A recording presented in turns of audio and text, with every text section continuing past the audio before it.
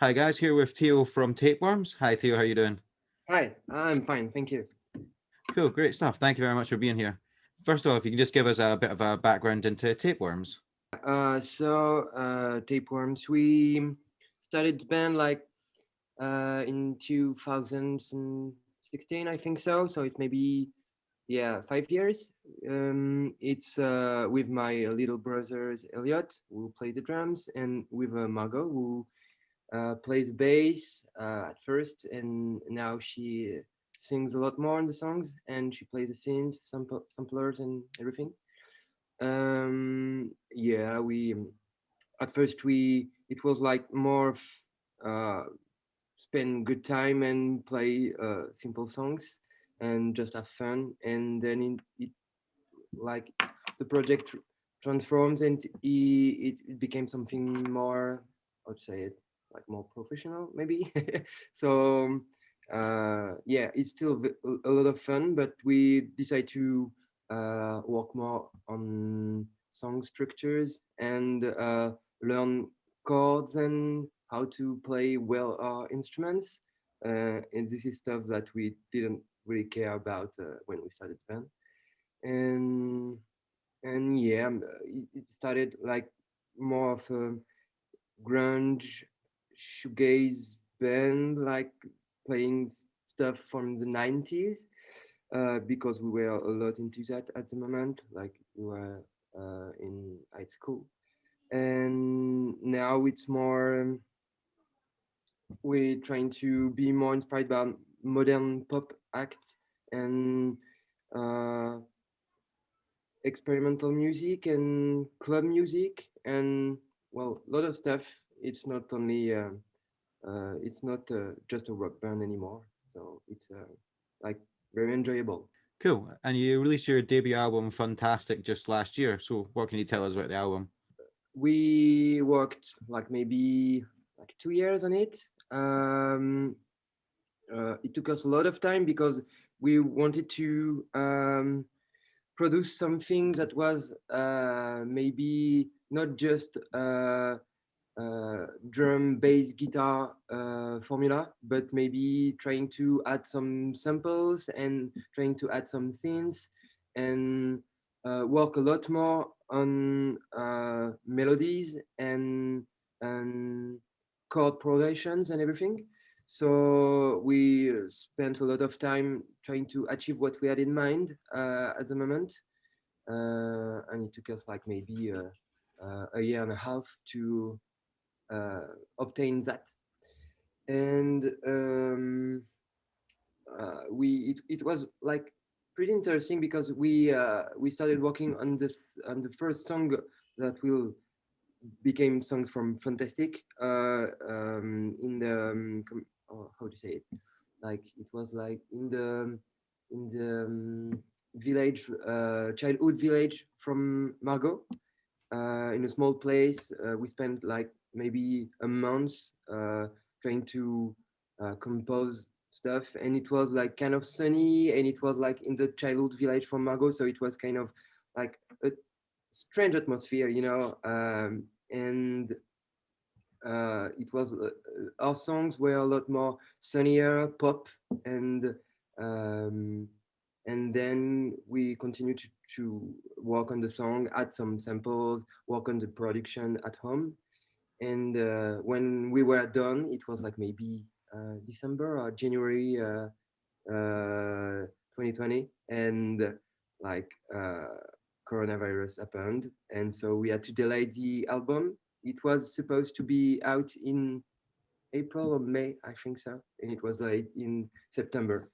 But still, it was like a good time to release this album because it's, I think, pretty optimistic. So it was a great. I think it's great to release this album at this time. Cool. And yeah, so how did sort of coronavirus and lockdown impact you guys as a band in general? Well, it was hard because we could not play Fantastic in live. So about that, that's kind of a bummer. But um, it was good because we could focus on like production stuff, and uh, still trying to achieve the sound we had in mind for the next song we will release. So yeah, it was kind of a great time. We had time to settle down, work our instruments, buy some new instruments, and buy some equipments, and just take time to work together to compose like great pop songs. Well, I hope so. But yeah, it was a great time.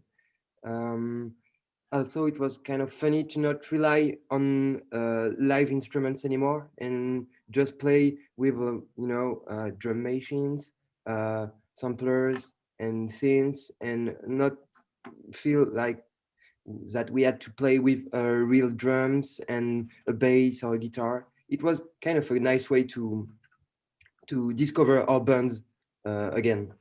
Cool. And did you notice then any sort of difference to your songwriting as well, or any for your production? Yeah, yeah, definitely. Because at first it was like we were just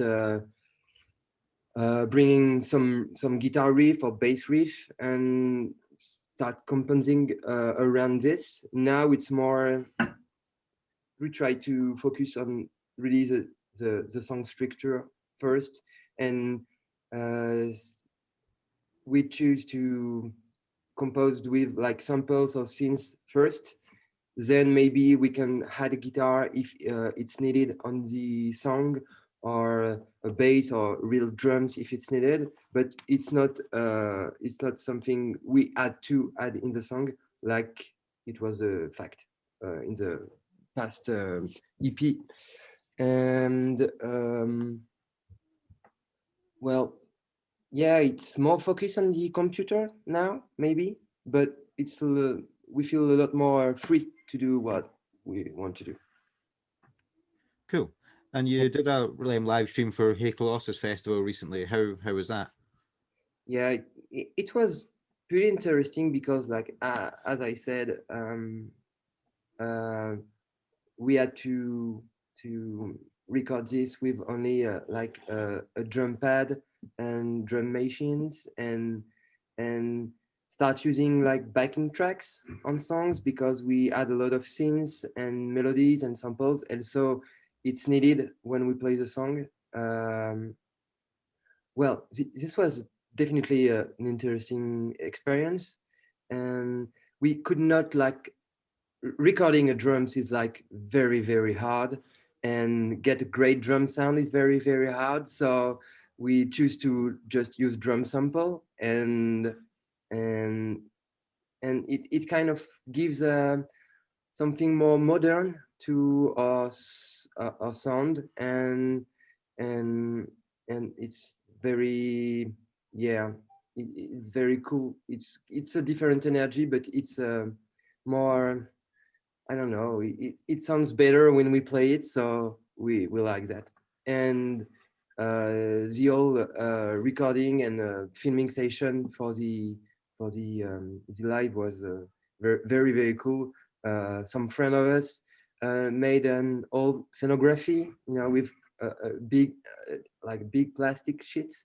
That was kind of the screen of the live show, with a lot of lights and other stuff. And it was, yeah, it was like a first real live session for a lot of months. So yeah, it was great. And how are things looking where you are just now for live gigs coming back? Yeah, we have some gigs playing for September and October, I think. So uh, yeah, it's coming back, and we are very excited to do this show because like it it, it will be, I think so it will be kind of an hybrid between uh, live instruments and backing tracks and samples, and I can't wait to see what it will look like. Yeah, it will be great. I think so. Do you have any top moments as a band or as an artist? We definitely had some great time when we traveled in France, doing our first small tour as a band. It was like a great experience because it was the first time just not we were not playing in our hometown, and we were discovering new cities and discovering new people and playing in other venues. And I think it helped us as a band to be more cohesive. And this was like it was for the first tour. It was like kind of the dream, be in the car and with your friends and travel the country. It was, yeah. So this one top moment. And also uh, seeing for the first time your album on a vinyl, on an LP. This was, yeah, this was something too. Listening to it at home for the first time, yeah, it was a great time. And what are your plans as a band going forward for sort of 21 and 22?